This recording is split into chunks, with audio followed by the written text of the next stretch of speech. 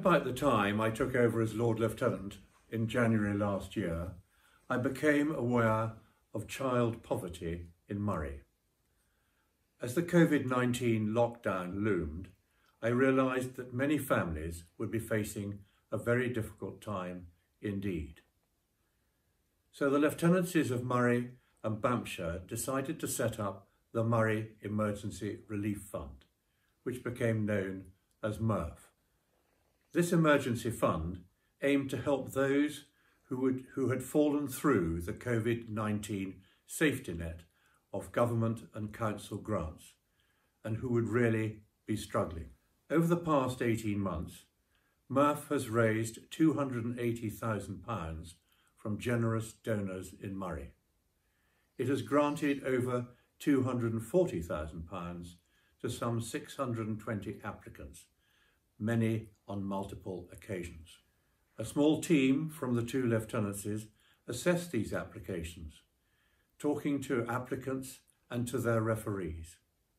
There were many harrowing discussions. Most cases were resolved in favour of the applicant, and they normally received their grant within 36 hours, which gave them immediate help and hope. We assessors became very aware of the many difficulties faced by families, individuals and small businesses.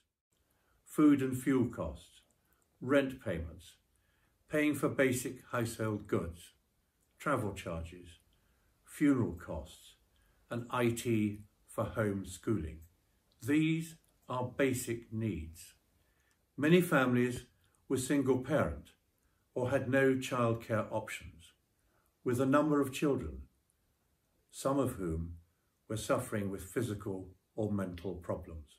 There was just little or no chance of them taking on a job. All too often, the pandemic had further exacerbated an existing situation. Today, many individuals and families continue to struggle. The pandemic has compounded their problems and has made poverty much more noticeable. Throughout our MRF work, we have been hugely impressed by the efforts of the public services staff, of the Moray Council Benefits team and social team, and NHS health and care teams, for example. Many local charities and community groups have gone the extra mile for vulnerable families and individuals. Some of their dedicated staff acted as referees for MRF applicants. Many of these public services and charities have been brought together in the Fairer Moray Forum Action Group. The group is co-chaired by the Benefits Team Manager, Norma Matheson, and the TSI Moray Partnership Development Officer, Ellie Brown. I joined the group a year ago as a result of what I had learned working for MRF. The Action Group's aim is to help reduce poverty in Moray. In the short term, the group helps to coordinate current activities. In the long term, its objectives are to put forward experience-based proposals to the strategic level Fairer Moray Forum, to the Moray Council and to the Scottish Government. My involvement in the Moray Emergency Relief Fund has raised my awareness of deprivation and child poverty in Moray. Despite the efforts of the many people I have mentioned, many families and individuals will continue to struggle on a weekly basis because their income from a low wage or from benefits is just not enough to provide the basics for themselves and, more importantly, for their young children.